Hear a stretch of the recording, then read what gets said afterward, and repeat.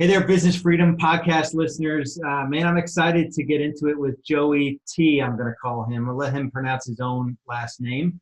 He's in Minneapolis, St. Paul, and he's taken on a unique position. I'll let him explain his journey here in a little bit, and some of your personal background as well. The real hook is that he's now representing training for an organization that's going to do about 1,500 units this year. And so, Joey, welcome to, well, actually, before I let you even speak a word, I've got to ask you the question because I ask it of everyone that's on the show. Are you prepared to share the good, the bad, and the ugly about your business growth journey? Absolutely. Awesome. Awesome. So you're in. So give us like a couple minutes on like Joey personally, how you got into the business. I understand you're from the military, which always helps being in business and having the discipline. Kind of give us a flavor for who you are, so the listeners can understand who they're listening to. Yeah, Lars, thank you so much for inviting me on, man. Extremely grateful, and it's okay that you didn't say my name, Torkildson. It's all good. Most people in the military call me Tork, so that's exactly why. Drill sergeants a long time ago was like, we ain't saying that name. So very grateful that you have me on the show. No, man, so I have been rocking and rolling real estate for about 9 years and just recently became the director of agent training for Hergenroth Realty Group, which I'm extremely grateful for. That is my passion, helping people navigate this craziness. But I'm actually still in the military. So I've been in the military for almost 19 years. That is how I got in this industry. I've been deployed twice, once in 2003 and once in 2009. And I had a business before the 2009 deployment, and it was just hitting the hockey stick, right? It was just like starting to like, here we go, we're seeing some traction, and then boom, my second deployment happened, laid everybody off, business went under, kind of a bummer, but it ended up being a defining moment in my life, which was awesome. So I came back home, unemployed, decided to jump into real estate, and the rest is history. So I'm still in the military, and so I do run a team here in Minneapolis and St. Paul, but of course, part of Hergenroth Realty Group. We're going on 250 agents strong, and you're correct, 1,500 units this year, 10 million in GCI. Proud father of 2 young boys and a husband of a wonderful, wonderful wife. I don't know how she deals with my BS. And I also host the Grind podcast, which I love, talking about the grind of what we're doing in life, business, all that stuff. But my true passion and why I wanted to become a trainer, a coach, is I love that aspect of things. It's amazing. I've come up with a couple of really cool courses recently that I get super vulnerable in. And it's a fun journey for me. Awesome. I just wrote down the next podcast that I'm going to be a guest on. Oh yeah, I like it, man. Hey, we're always looking for awesome peeps. I love that. Cool. So, kind of to get the motivation ball rolling, is there, like, when you look back on your journey in business, is there like any kind of inspirational quote or something that you've kind of like grabbed onto, thick and thin of building a business? Amazing things rarely happen in your comfort zone. I latched onto that a long time ago, and in fact, it's in my signature line. And it's, that is where the magic happens. We know that the magic happens when you are usually doing something completely uncomfortable, painful. It rarely happens when you're in your jams back at home, right? And so that's been something I've kind of lived by. Yeah, that's awesome. Let's kind of deconstruct. And everyone has sort of different phases of growth, but let's deconstruct maybe, and thank you immensely for your service, by the way. That just gives me security that you're out there doing that stuff, so I can be in my pajamas back here. Absolutely. So I appreciate that. Let's break down the phases of growth. So now you run a team. You were a solo agent, getting started, and you're coaching other agents. Let's talk about the phases of growth of a real estate agent. So if somebody wants to sort of turn their business, their real estate job into a real business. Talk about what it takes to get busy enough to be able to even do that. What does the day look like? What do they focus on? Where have you seen people succeed and fail? Let's break it down. Yeah. And it's so funny because, as you know, it's the business itself, right, isn't extremely complicated. It's not like there's not a ton of meat and like all this craziness. One of the biggest things that I think is such a big distinguisher from people who succeed and fail is, and it sounds like crazy and simple at the same time, is just showing up. Just keep showing up every single day and build onto you're just building onto the blocks. And of course, people are going to say, yeah, Joey, that's great. Oh yeah, I'm going to show up and do what, right? And of course, if you don't have any business, well, you're just showing up and lead generating all day, and then someone might go, well, yeah, I get it, Joey, that's great. I'm going to lead generate. Who do I call? It's just like, and I totally get all of that, right? But is it not the truth? Like, hey, just get here and just make a bunch of connections every day. And of course, we've come up with these numbers like 20 people a day, 30 people a day, 50 people a day. Screw all that. I mean, talk to people until you get someone that says something like, oh, that sounds interesting. I'd love to get together. Okay, cool. Now you're building on the blocks and you're building your pipeline or you're building your database, right? And until you do that, here's the thing is until you have a pipeline or a database, just keep doing that every day. And then boom, all of a sudden you'll get an appointment. Oh, time to learn the listing process. You know what I mean? Like it's so interesting that most people just stop right when they were probably going to start hitting a stride. I mean, that could literally be 30, 60, 90 days, 120 days, sometimes maybe 6 months where people are just grinding, and they're thinking they're not making any headway. That's classic, isn't it? Like 30, 60 days in, they're just like, I'm not seeing anything. And it's just like, this is exactly when you need to like keep going, right? And keep pushing and keep making the contacts, because the business, people can't dive in and like create a big business until they do know those like simple things of like, hey, I need to make tons of contacts. Of course, I have the skills now that I'm 9-10 years into this, that yes, could I get on the phone and bust out a dialer for expireds and set an appointment within an hour? Of course, because I've done a gajillion of them, right? And so someone brand new or whatever, they got to kind of cut their teeth on that before they even get into like the nitty gritty of, oh, I have a profit and loss and blah, blah, blah, blah, blah, right?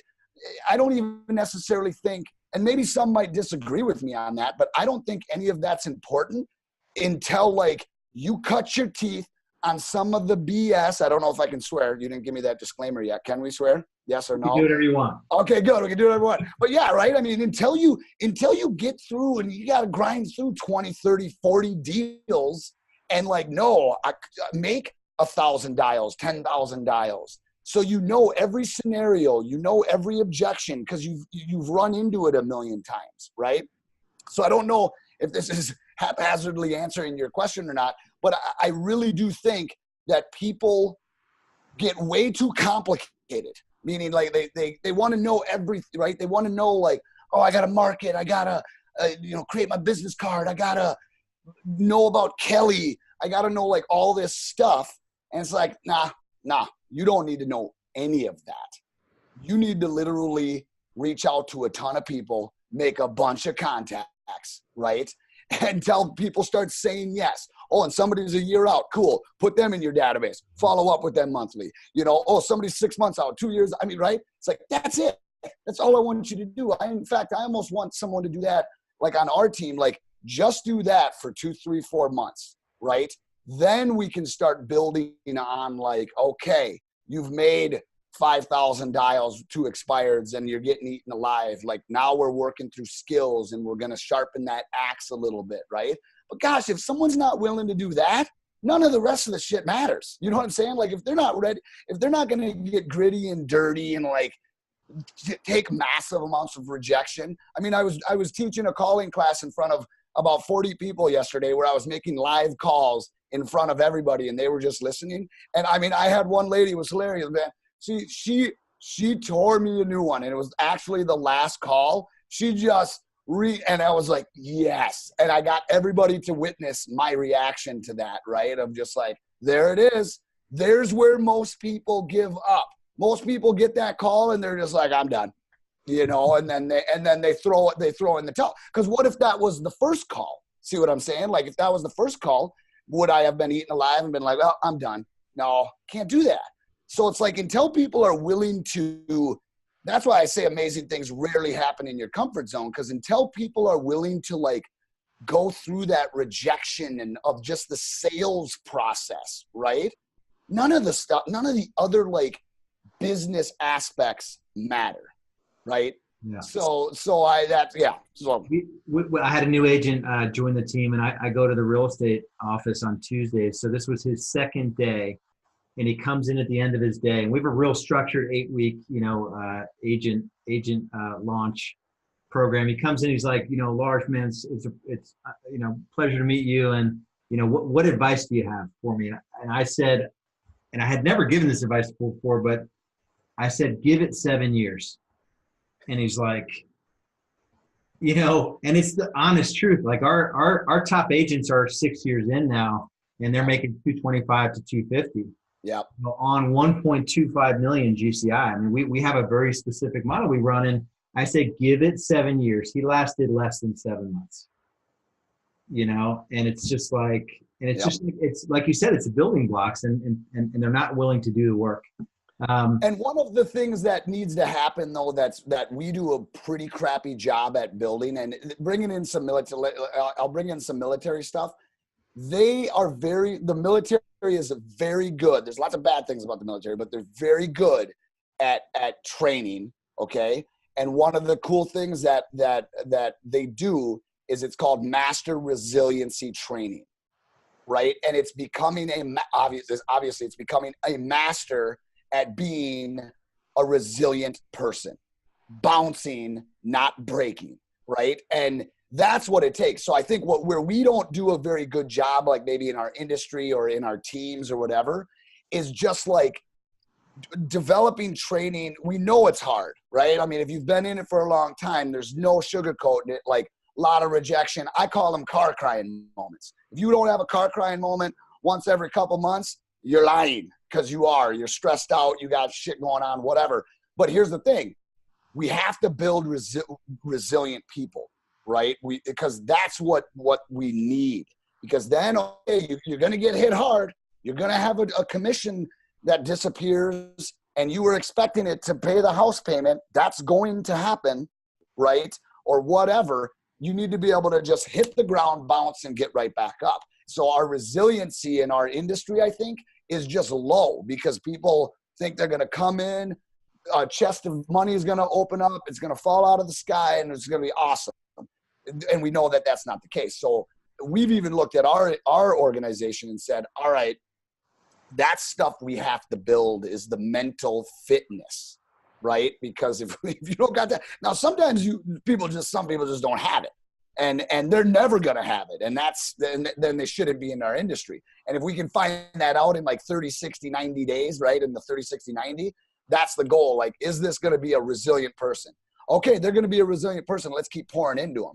But like, if we discover they're not, that's our goal, is like, gosh, that's what we have to discover super fast.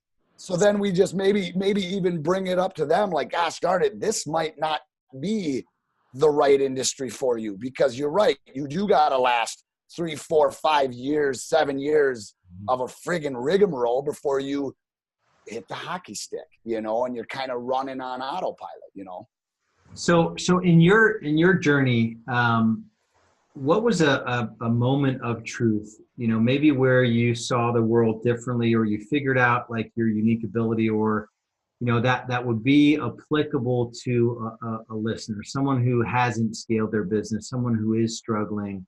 How could you sort of help them with a personal experience you had where you just saw the world differently, like that aha moment? Yeah, that's interesting. Now, mine are a little unique because, I mean, I do have, like, I look back and the hardest moments in my life, my deployments, you know, when clients have fired me, I look back at all of those moments, man, and they're they're defining moments, right? It's the breakdown before the breakthrough. We've heard that before. And that's a real thing, though. So I guess when I say like a car crying moment, I'm saying that I do those. Man, I want to throw in the towel once a month.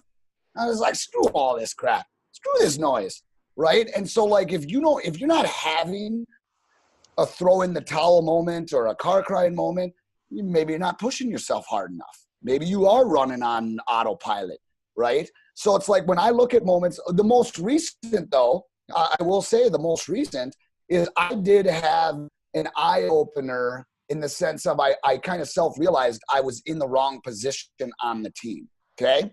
And I was not in the right, I just wasn't in the right position.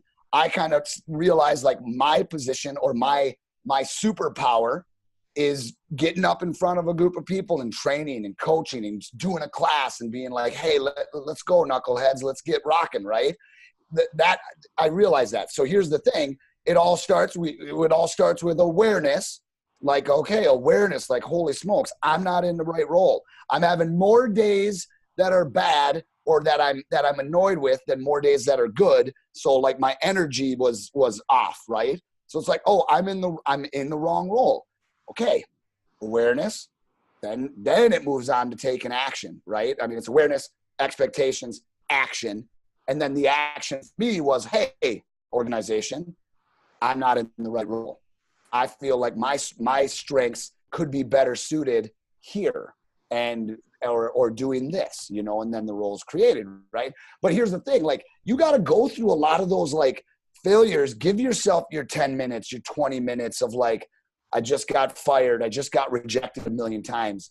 Like, come on, man. Like those are real emotions, right? And so the advice is that I give to people is, hey, give yourself your moment. Hey, if you got to take a day, I don't care. Like if you are such in a shitty spot and you just got rejected and you can't pay the bills, that's all good. I get it. It's a struggle. Give yourself your half day. Get out of here. Go do something fun. Go for a walk, whatever. But at some point, right, it's just like, right? I got to like dust myself off and get back after it. Again, I have the military and 2 deployments that really taught me a lot of resiliency because, we would go out on a mission. We don't have a choice. I mean, you know what I'm saying? Like you go out on a mission. It's not like, oh God, I'm having a really bad day here, guys. So can I just like not help you? Right. That just doesn't happen. So it's the same thing here. And it's the same thing for people's paychecks. And they're right. I mean, they got to pay bills. I mean, we know the top stresses. They got to pay bills. They got money. They got all these things, right? And it's like, hey, I get it. And I get the stresses. Give yourself your moment. So I guess those defining moments in my life definitely were deployments for sure. Definitely when I changed brokers because I was with a previous broker. Didn't, realized it, moved, became part of Hergenrother Realty Group. Wasn't sure what my next move was with my team. Decided to partner, level up the people. That's another thing, actually. Level up the people you associate yourself with. That's been such a huge aha in my life as far as like, why wouldn't I partner with Adam? Adam's a badass. And right, and he's an awesome dude. And he's like, hey, let's do this partnership thing. You kind of do your questioning, like, I don't know. Okay, yeah, actually, you're way more successful than me. Why wouldn't I partner with you? Seems like a sweet idea, right? And it's not been all roses and friggin' unicorns, fairy dust, right? That's not realistic. But what it has been is me leveling up at the people I associate myself with. Oh, negative Nelly, not associating myself with you. So people even, let's say, on your team, on my team, right? The hard part is we don't know what they do in their personal lives all the time. But I encourage people to start interrogating the people they hang out with. Because it's like that stuff that's really out of our control, meaning people that are running teams or whatever. So everyone listening, start interrogating the people you hang out with. Because a lot of times that's what's causing you to maybe get deeper and deeper into the hole of I can't do this or or whatever, you know? Let's talk about, I want to take advantage of having someone with your background. And when you talk about resiliency and developing that for yourself, I want to talk about two parts of it. How could you develop resiliency? Or is it committing to a daily schedule? Like what's the advice? You know, what's the advice you would give someone who's not resilient, who, you know, has the potential to do big things and I don't know. I mean, there's something in there that I want to extract from you for your military background that we can take to business. Okay. So schedule, is it in the morning, I'm looking at pictures of my family and why I want to do this? Is it looking at my negative bank account? Is it, you know, what's the thing that you coach to, and what have you experienced personally? Yeah. So check this out. There really is 6 core competencies. Okay. There's 6 core competencies to be a more resilient person. Okay. And I want to share these with you. So number 1, and this is actually taught in the Master Resiliency course. Okay. Number 1 is self-awareness. You have to identify the thoughts and the emotions that you got going on, right? That's why I say, like, a lot of people, if they're not self-aware, it's so hard to help them because they don't even know that they're being negative, for example, right? They don't even know that. So you have to be self-aware, and you have to be open and curious about it. Like, oh, this is the feeling I'm having. Oh, that's interesting. I just got fired from a client, or a deal fell apart. I'm aware that I'm like super fired up right now. So it literally starts with self-awareness. Number 2, and this is where the training comes in, self-regulation. Okay. Regulate impulses, regulate emotions, express emotions appropriately, stop counterproductive thinking. Right. And we learn this in coaching skills camp, like we tell ourselves stories. Remember, aware of it. I'm being super negative. Okay. Oh, you know what? I'm about to say a negative comment. I'm going to regulate that impulse. I'm going to stop this counterproductive thinking. What's another story I can tell myself? That's number 2. Number 3, optimism. Hunt for what is good. Come on, man. We live in America. I mean, freaking life is good. Life is good. Even for the lowest people on the totem pole, life is good. Okay. So you got to hunt for what is good. You got to fight the negativity bias. And honestly, you got to just remain realistic. Like, is my future going to be like this forever? You know what I mean? And identify what's controllable and maintain hope. That's a big part of it, is that optimism. Okay, so that's number 3. Number 4 is mental agility. Mental agility. You have to be able to think flexibly. You have to take others' perspectives. You have to identify and understand problems like realistically and be willing to try new strategies. So I know we keep going back to this, client firing you or you losing the deal, right? You have to be able to take people's advice. What can I do differently next time, right? Think about that. Number 5, strengths of character. Know what your top character strengths are and have faith in them, right? And so it's so crucial to have faith in those key things because guess what? I'm not good at everything. You're not good at everything. And don't worry your weaknesses. That's why we get leverage. And that's why we ask people for help, right? So that's huge. And then number 6 is so crucial, connection. That's the 6th core competency, which I love. You have to build strong relationships.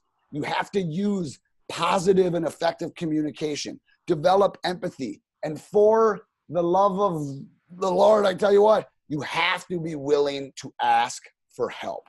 People who isolate themselves, if you don't ask for help and just come right out and say, hey, I need help with this. I'm struggling, right? Again, that's building your resiliency. Get rid of your ego.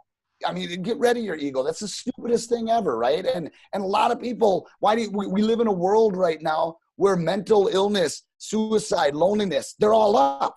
Right? Because we're super duper like connected social media wise, but man, we're super, super disconnected in a lot of ways. So that's why connection, I love that 6th core competency because it's so crucial. So let me review those real quick. So remember, number 1, self-awareness. Number 2, self-regulation. Number 3, optimism. So crucial in our business. Hunt for the good stuff. Number 4, mental agility. Number 5, strengths of character. Know your strengths. And number 6, connection. So, I mean, that's kind of a broad overview of like, how do you become? All starts with awareness though, right? It all just starts right there. That's awesome. That's really, really good. I want to get into a little bit, it's like that movie, The Perfect Storm. We have, most markets are just economic shift, and it happens to be, seasonally, most markets are shifting. Technology shift, consumer shift, business model shift, Zillow opening an office in my city, and like whatever, I forget the 2 big ones. They have like 200 listings each now. They own 200 homes each in our market. Let's deconstruct that a little bit. I like when I get a guy that has, sort of a bigger view of the landscape. I like to get your take on the future of the real estate agent. My take in real estate B school is that you're either going to build a team or you're going to work for one, and neither one is bad. And so it's just really because you pull your resources and you get a guy running the thing at a high level, partner with that guy. It doesn't mean you're bad or good or indifferent. You may have a different position. Like in your case, maybe, grinding a real estate team, there's this big opportunity to impact the whole industry as a coach and trainer for a huge organization. What advice would you give somebody, or let's just talk about the industry and how it's changing. What's your dialogue around it? What do you coach? What are you talking about in the organization? What are you talking about with the agents? Well, here's what's interesting. I've always been such a huge, firm believer in opportunities are everywhere. They're everywhere. They've always been, right? It's just that they look differently, and they'll change, right? They'll just kind of like when the market crashed in 2008, when it crashed, right? Well, there's a lot of people's businesses that actually went up. I got a mentor, one of my mentors actually. She buried her head in the sand. She was the short sale queen. She's like, give me all your short sales. Oh, you don't want to do a short sale? Oh, you're kind of crabby because it's a little complicated? Her business goes up. It's like, okay, right? When a lot of people, they're going to bury their heads in the sand or whatever and be like, oh, no, things are changing. It's like, no. All we got to do is pivot. So think about it. I think the same thing with like iBuyers and Zillows and this and that. Hey, guess what? I think that's freaking awesome. Because we are living in an exponential world. That's kind of the hardest part is we're living in an exponential world, and human beings, we do take some time to adapt to things. We just do. Like all this change that's happening like literally every single day, and like 5,000 apps. Oh my gosh, like now my whole home needs to be filled with 1 million Alexas. Like, really? Like, no, it doesn't, but we feel like it does. Okay. So like the thing is that the technology that is obviously exponentially growing, like Zillow, like Purple Bricks, like all these different companies, that's all good. Like, guess what? I ain't going to stop that. You ain't going to stop that. No one's going to stop that. So here's my thing. Let's embrace this. Let's go. Where's the opportunity? Okay, hey, guess what? Are the consumers still looking for fiduciary people to help? Yes, because I talk to them every day. Now, will they always? I don't know. Maybe not. Maybe 10 years down the road, maybe not. Maybe 5 years, maybe 1 year down the road. Maybe the consumer will stop wanting a fiduciary person. And then guess what? Then we all pivot. And then we all do, we're doing this, we're doing that, we're changing. Maybe we're in, who knows? Right. And so the thing is that I hate even talking about a shifting market because, man, you tell me a time when the market hasn't shifted. Like, what? Like, I mean, come on, right? This is our industry. Every industry changes up, down. Some get decimated, right? I mean, some industries, if technology does something, some will get decimated. Do I think it's ours? I doubtful, because again, I still think the consumer is looking for some guidance. They still want a guide to go through it. Will it change commissions? Will it put pressure down? I don't know. Maybe, you know, and there's been some of that. There's been some talk of that. So like there's a lot, but here's the thing that you can always do. Always just think there's opportunities everywhere. For example, I mean, I just got a juicy referral to Bozeman, Montana on a wrong number, right? It's a wrong number. I could have hung the phone up, but I'm a guy that thinks like, you know what though, there's opportunities everywhere. So I'm just going to dig a little bit more. I'm going to say, hey man, you know, I know it's the wrong number, but where, you know, what's your situation? Well, I'm in Bozeman, Montana. Be like, that's cool. We got a team there. You know what I mean? Next thing you know, I find out he's renting and he wants to buy. And it's just like, I'm doing that in front of 40 people. And the main reason I'm doing that is to be like, guys, opportunities everywhere. We just closed one. I think it closed in the last week on a completely wrong number. Like it was just a conversation, and it was one of our newer ISAs too. Yeah, that's a mindset. That is not a. I mean, yeah. Granted, there's a little for that particular thing. That's a skill to be able to like ask another question and da da da. But Lars, is that not a mindset to think like, oh no, Zillow's in, I'm not even saying that you were saying this, but I'm saying like if agents think like, oh no, Zillow's here, time to go run and hide. Like no, like we should embrace Zillow. Like come on. And what I mean by that is that we're not going to stop them. That's why I've seen some of those like, hopefully this isn't you, but I've seen some of those like forums or like I got some emails like stop Zillow, sign this petition to stop Zillow. I'm like, dude, come on, bro. Like this is a massive company that has massive clout. We should just be like, hey, guess what? I'm keeping Zillow on my radar. Who knows? Maybe I'll be the next friggin' Zillow representative or Zillow trainer guy. I don't know. Here's the deal. I wasn't always with Keller Williams. You know what I'm saying? So my point is that like, hey, do a good business, be a good person, keep showing up and keep your radar like, oh yeah, I got to pay attention to what these companies are doing because this could affect me in the future. Have good business relationships because you never know. Hey, I might be partnering. Maybe me and you are going to partner. I don't know. So you see what I'm saying? Like just have the mindset of just being open to all different kinds of things instead of being like, this is going to destroy us, blah, blah, blah. Because there is nothing we can do from preventing anything like that. For sure. Let's shift gears a little bit into what's the best advice you've ever received about business? That's interesting. You know, honestly, I think the best advice is I did ask a team leader of mine. I said, hey, I think this was right when I joined KW. And I think it might've been the winter time and we were in Minnesota. So, you know, it was like coming up into the winter and I was like, hey, just out of curiosity, I said, what is the difference between the top agents that in our winter, because a lot of times people, for some reason, like they like just decide to not work in the winter. I don't know what happens, but like their business like dips a little, right?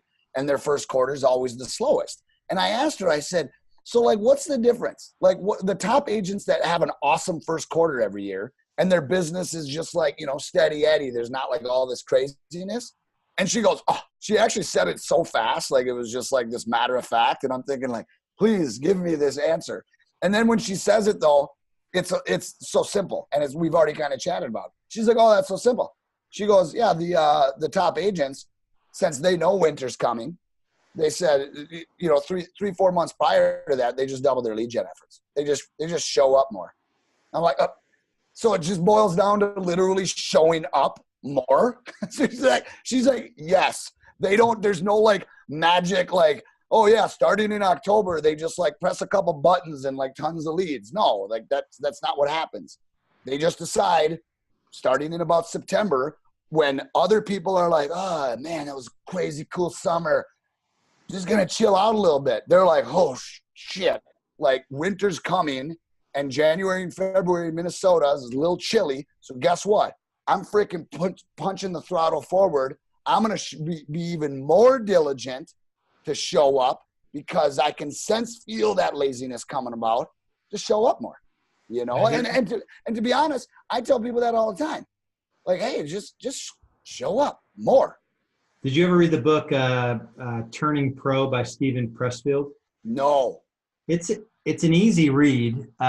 It's worth reading. It's a guy that he wrote The War of Art. Turning Pro is probably the only one you need to read. He talks about resistance and like how it shows up. You know, it can show up in addiction. It can show up in, you know, eating versus doing the thing you need to. But the bottom line of the book is that, you know, pro versus an amateur.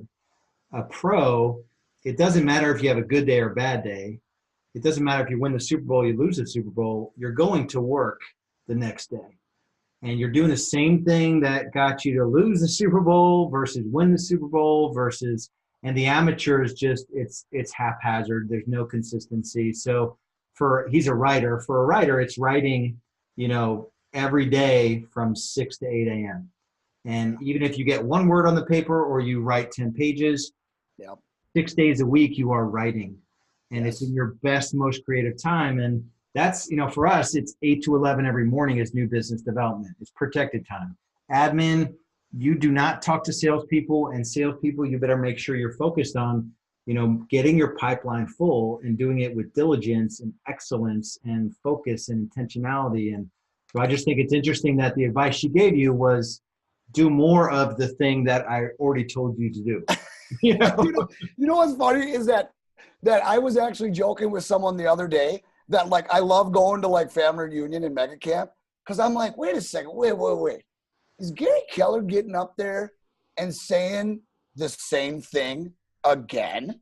And I'm not saying that obviously, but he is. He's just been like, oh, here's what you got to do. And here's what's funny with when we talk about, like, the industry shifting and stuff. Because remember, I just wrote this down. I love that you wrote, or that you just said, new business development. Because here's the deal. Let's just be honest, right? That could be your next business partner. That could be your next plumber. Who knows? Maybe you're talking to somebody and they're your next plumber vendor. Who knows? Maybe they have another business venture. I mean, because again, this isn't exclusive. This is not exclusive to friggin' real estate. I mean, this is like the world, meaning like any business. I got the co-host of my podcast, The Grind, he just bought a pizza franchise. And guess what? If no one walks through the door, what is he doing every day? Hustling to get people through the door. He's doing new business development, right? So it's like his pizza franchise, it's the same thing, you know, and whether it's lead generate, prospect, new business development, it just means, you know what you're doing? Opportunity finding. Where's the opportunity? Where's the path? You're an opportunity path finder, right? I mean, there's all these different terms for it. It all means the same shit. Get on the phone. Go talk to some people. I mean, that's it. Yeah, that's awesome. Yeah. What about a book? What's a book that, you know, someone who wants to build something, you know, more meaningful in the real estate space? What's a good book you would recommend? Ooh, that's got a couple juicy ones, man, that just popped up into my head. One of my number one favorite books ever is The Traveler's Gift by Andy Andrews. That book, man, woo, and listen, the audio book, just because Andy, have you listened to the audio book of that one? I actually met him. He came to, yes. he knows a guy here locally, and I got to meet him. But yeah, I listened to it, read it several times. He does such a phenomenal job with the audio and the voices. You know, it's just really good. That one and the 4 Agreements. I listen to the 4 Agreements once a year to remind myself those 4 agreements you make with yourself, they're just hard to implement. But boy, like if you can, they're pretty amazing. Yeah, I've only read that once, so I'm gonna take that on. I know it's an easy read and it's powerful. Easy read. And actually, one of the guys on my team is reading it for the first time, and you know, they're like the first 30 minutes are a little like out there. And so I told him, I said, "Hey, man, push through they're talking about the Toltecs and the mountains and like he even said that. He's like, man, he's like, I'm like 20 minutes in. I don't know what the hell this guy's talking about. I said, just keep pushing through. He'll get to the good stuff. That was good stuff too. Yeah. What about, I think we've gotten into a little bit already, but when you think about your success and where you've been, where you want to go, can you think of a daily or weekly success habit that you think contributes to how you got here and how you're going to get where you're going? Yeah, 100%. I mean, it's so easy. We've heard it a million times, and I hope every one of your guests says the same thing. I don't know, but I read good old Hal Elrod, Miracle Morning, many, many years ago when it came out, and that book, man, that book probably had the most impact on my life. I was always a morning guy because of just military. I always like to get up and get after it, and but that really, really changed in conjunction with doing your most important work right away. You and I, after this thing, I'm shot. Cause I've given it 120% today. I'm sure you have. So by the time 4 or 5 o'clock hits, it's like, really? Like I got nothing left to give other than I got my little bit of reserves that I go home, play with my kids. And then all of a sudden it's just like, done. So it's just like that your most important work, whether it's deep creation, deep work from Cal Newport, amazing book. So it's like, get up, do your ritual, and that looks differently for everybody, and then just like, bam, deep creation work. And who knows, maybe that is business development. Maybe that is your creation. I'm not saying everybody has to like be a writer or whatever, but like if you got a project of something like you have to get, and it takes so much brain power. I don't care I love it when people say they're night people and whatever. I'm just like, that is so bullshit. It's like your brain, physiologically, we are like ready to go those first 4 or 5 hours of the day. And to be honest with you, we should all just be done at noon anyways. I mean, you know what I'm saying? Like, if we all got up at 5 and took off at noon, first of all, we'd all probably be happier. And, and I know that's not realistic because I love working and I'm sure I love doing stuff, whatever, but we're pretty much shot after 12 or 1 o'clock, right? And so Miracle Morning, those habits, having a very strict morning ritual. Yeah, and straight up eat that frog. What's the frog you got to eat? And if you got to eat two, eat the hardest, most difficult one first. All right, so last question here. If you had to do it all over again, what would you do differently? I'd take more risk because I've noticed that as I get older, I'm 38 now. I've noticed that now I fight it more. And it reminds me a long time ago, I talked to a gal named Kathy Pratt. I was actually in Costa Rica, and she gave me a really good poignant insight to this. We were doing one of those, those zip line tours. And she was terrified. She's like 60 years old, terrified, white face. I'm like, Kathy, like, why are you doing this? God, you look like you're terrified. She goes, that's simple. She goes, I just ask myself, what would 20-year-old Kathy do? And if the answer is yes, she goes, I do it. And I'm like, what? You know how these small moments in your life, like, look, we're just on this like random thing in Costa Rica, and I asked this lady this, and she gives me this thing, and I'm like, and I've noticed as I've gotten older, I've become more risk adverse. So I just look back and go like, God dang it. Like I would have taken way more risks, like especially like there's another book called The Defining Decade. Gary Keller, when I did KW Kids Can, he had everybody read that. And it's talking about your 20s, the defining decade. Like, dude, when you're in your 20s, we're so risk adverse. I wish I would have I should have started 20 businesses. And 10 of them would have failed, but of course, it's a lot easier to bounce when you're 21 versus freaking 38. You got a family, blah, blah, blah. So that would be the biggest thing I would tell myself is be like, dude, keep plugging your nose, jump in, keep plugging your nose, jump in, do it more. Yeah, nothing to lose. That's awesome. Yeah. Man, this has been really cool. I hope we get the chance to chat. I'd love to be on your deal. I know our listeners, the fundamentals of success that's the beauty of it. Like, I feel like when it comes to either you're building a team or you're just trying to get out there and be successful as an agent, it's human nature, is fundamentally people are looking for the easy button. And it is not there. And so I just appreciate you sharing. 80% of this for me is it is 100%. You got to be willing to do what most aren't willing to do, and then do more of it. And then when you think you've done enough of it, you're got to do more of it, and just get comfortable with the time's going to pass anyway, and there is no easy path. This market, it's always going to have 10 times too many agents in it. So I appreciate you, the podcast listeners. I know they're going to get a lot out of this business. Real Estate Business School thanks you. So Joey Tork, I will call you officially from now on. So I appreciate you, brother. Thanks so much. Thanks, brother. Appreciate it, man.